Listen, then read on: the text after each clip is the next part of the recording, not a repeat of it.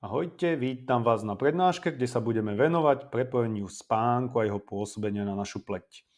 Ďakujem vám za váš čas, ktorý strávite pri tomto videu a urobím všetko preto, aby bol pre vás plnohodnotný. Všeobecne známe informácie sú, že až 1/3 zo života prespíme, v priemere by sme mali spať 7 až 9 hodín a spánok slúži primárne pre našu regeneráciu. Spánok sídli v mozgu a tak je už relatívne dobre vedcami zmapovaný. Preto môžeme zatiaľ z istotou povedať, že nás uspávajú dva systémy. Sú nimi homeostatický tlak a cirkadiánny systém. Čo to pre nás v praxi znamená? Homeostatický tlak je naša únava a funguje následovne. Ale je potrebné brať do úvahy ešte jeden faktor a tým je kofeín, ktorý má takmer totožné chemické zloženie. Takže tu máme bunkový odpad, ktorý sa nám počas dňa nahromadí a chce obsadiť naše únavové receptory na neurónoch, ale môže mu v tom brániť práve kofeín. Odpad má oranžovú farbu, zelenú farbu majú molekuly kofeínu. Takže iba tak v skratke, káva nám nedodáva energiu, ale naopak blokuje miesta pre našu únavu. Tak, keď plne obsadí tieto receptory, nevyhneme sa zaspaniu, a to ani v prípade, že ležíme pred TV. Druhý systém naviazaný na cirkadiánny rytmus, respektíve tomu, čo tu je od počiatku vekov, striedanie dňa a noci. A tu si evolúcia pre nás pripravila hormón melatonín ako druhého správcu spánku. No a tento hormón je naviazaný na tmu a bez nej je jeho tvorba obmedzená. Keď sú oba systémy v súlade, náš spánok nadobúda takúto grafickú podobu. Počas noci by sme mali prejsť 5 spánkovými fázami, kedy jedna fáza by mala trvať 80 až 100 minút. Tento čas je individuálny a závislý od génov, aké sme zdedili. Všetky tieto fázy sú na seba naviazané, nie je možné ich oddeliť alebo si povedať, skrátim si svoj spánok o hodinku, dve, aby som mal viac času na prácu alebo skorší tréning. To by pre nás znamenalo narušiť si fázu, kedy sa nám sníva. Tento fakt si overili aj vedci. Tí si zobrali pár dobrovoľníkov, ktorých zobudili vždy pred nástupom do tejto fázy. Potvrdil sa ich predpoklad, že snová fáza, respektíve fáza REM, slúži pre našu emocionálnu rovnováhu. Každému z nich dali tento test s obrázkami, kde bolo násilie a do ruky pištol. Všetci dobrovoľníci v skupine bez REM spánku reagovali predčasne a negatívne, ani u jedného z nich nenastalo konanie bez výstrelu. Tento spánkový deficit sa následne prejaví v reálnom živote negatívnym správaním voči nášmu okoliu a to nechceme zažívať. To bola teda snová REM fáza, ale ako vidíme, tá je až v druhej polovici spánku. A čo teda tá prvá polovica, kedy sa dostávame do najhlbšej fázy spánku? Tak tá je naviazaná hlavne na už spomenutú tmu, keďže počas celej dlhej evolúcie ľudstvo poznalo v noci iba oheň a hviezdy.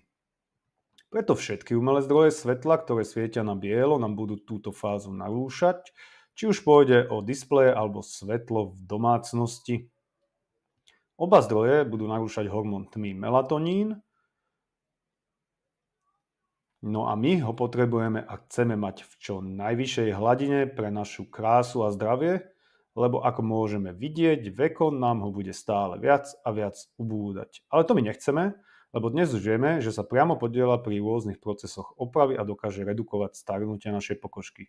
Takže tvorba melatonínu je priamo naviazaná na náš najsilnejší receptor oko, pretože v časti, kde sa nám križujú očné nervy, máme naše vnútorné biologické hodiny, ktoré dávajú signál všetkým orgánom v tele, čo majú robiť, aké hormóny majú vyplavovať, regulujú telesnú teplotu alebo aj pohlavné orgány. Takže oko je prvý orgán, ktorý vníma informácie z prostredia, v ktorom sa nachádzame a je predĺženou rukou mozgu. A kde presne sa tvorí pre nás tak dôležitý melatonín? Je to v epifíze, ale s postupom času s ňou nastáva určitý problém. Čím sme starší, tak tým viac nám vápenatie a prepustí menej melatonínu do krvi. No a tak s týmto nedostatkom nestarne iba naša pleť, ale celé telo. Ďalšou z nevýhod nášho systému je, že ten egoista mozog si väčšiu časť melatonínu berie iba pre seba a tú menšiu nechá telu, aby si s ním naložilo ako chce. A potom si myslí, že aj v staršom veku sa uspokojíme s tým, že on bude funkčný aj naďalej a bude rozdávať príkazy tým mladším. Ale to môže skúšať na niekoho iného a nie na nás, lebo my už dnes dobre vieme, ako naše starnutie závislé od mozgu oklamať. No odpoveď nenájdeme v našom tele, ale našu pozornosť musíme upriamiť inám, a to priamo hlavnému zdroju života.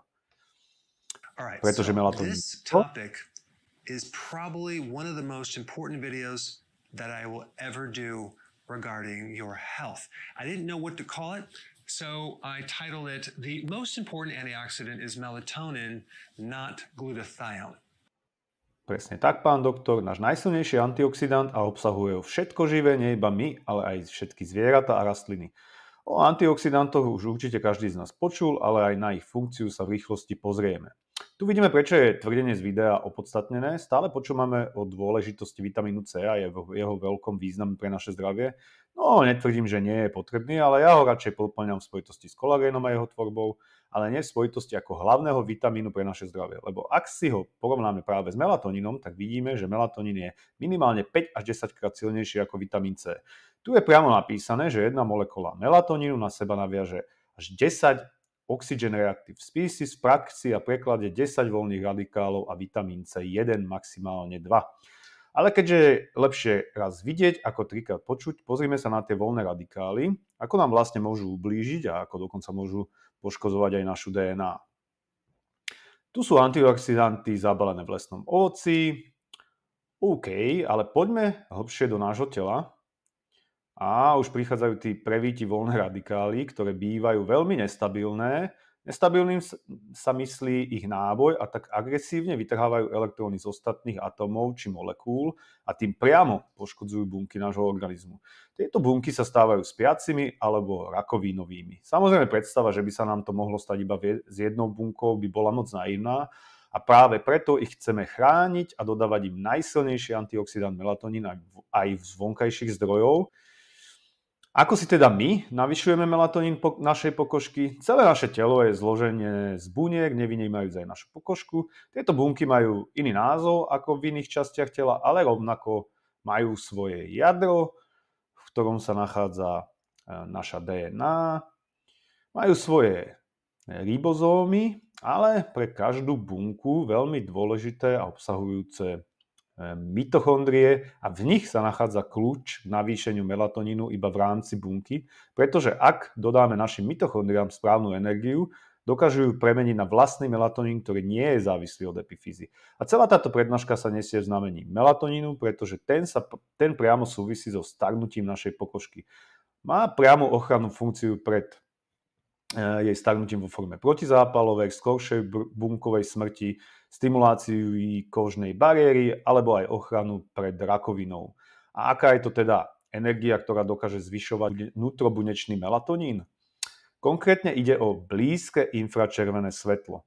A čo je ešte lepšie, tento melatonín si už bunka nechá iba pre seba a neposiela ho ďalej krvou do iných orgánov. Takže nevidím dôvod, prečo sa spoliehať iba na ten z epifýzy, keď si ho vieme dodať aj priamo tam, kam chceme, čiže priamo na našu pleť, lebo naše masky obsahujú túto životodárnu blízku infračervenú energiu. Najviac blízkej infračervenej obsahuje samozrejme východ alebo západ slnka a ten si vieme pravidelne dodávať vďaka zariadeniam, ako je aj naša maska mladosti.